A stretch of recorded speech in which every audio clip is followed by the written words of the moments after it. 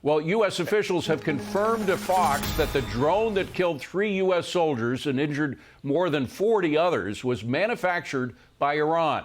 Defense Secretary Austin revealed today that there is a multi-tiered response that is planned for this. With me now is retired Army General Jack Keane.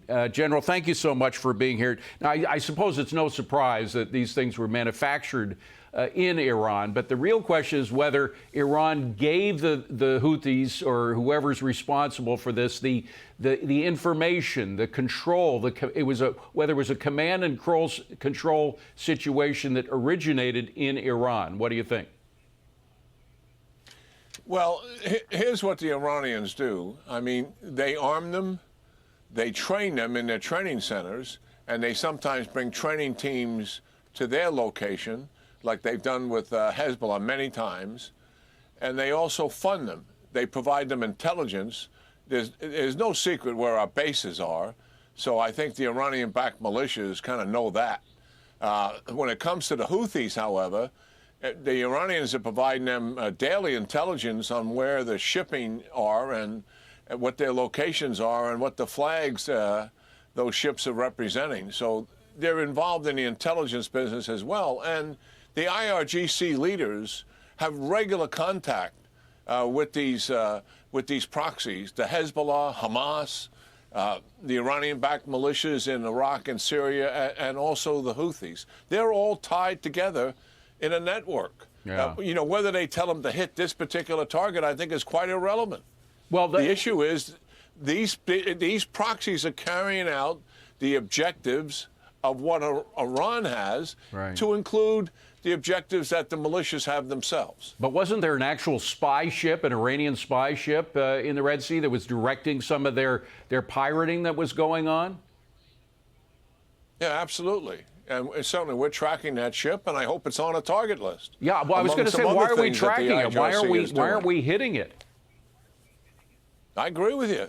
It already should have been hit and put out of commission or just sunk, period. Yeah, well, that's what Ronald Reagan did it to half the Iranian Navy when he hit back. Here's what Victor Davis Hanson says about what's happening right now. I mean, we don't know what is being planned, and we shouldn't know what's being planned, but it has been 5 days. Victor Davis wrote, when serially attacked, loudly responding that we will only proportionally strike back and wish no wider war will only ensure a big, ugly one. Do you agree or disagree with that?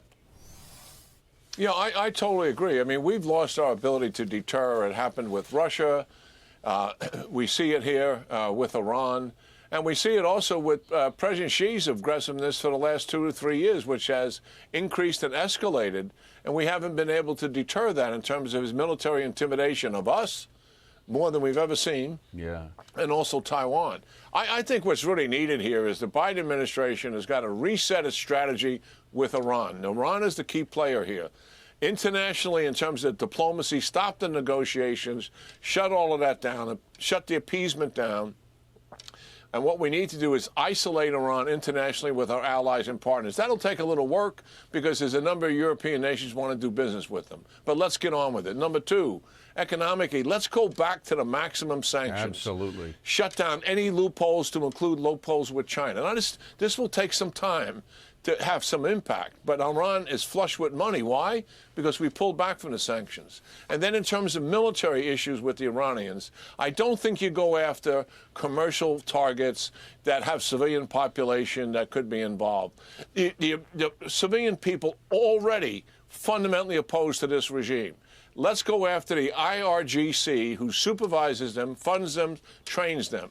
Coastal bases, for sure, IRGC leaders, wherever they are, and as long as there's no collateral damage with civilians there. And that will make Iran pay a price. They don't have a lot of capability. When Reagan took out half of their Navy, it was about a half a dozen ships. And most of those were fairly small. But nonetheless, it's what they have, and it will have meaning to them. And also, it will frustrate the daylights out of them because that's real capability, and it also will show a vulnerability that they have to their proxies. And right now, their proxies look at Iran, and they see them as being invulnerable. The United States avoids them. And it gives them more power and more legitimacy with those proxies. Well, we should start with that spy ship. That's an easy target for us. I would hope to say. I mean, why that still is floating is beyond me. General, before we go, happy birthday to you, sir. Great to have you on. Wonderful to know you. Thank you for being here. Yeah. Take care, David. I appreciate it.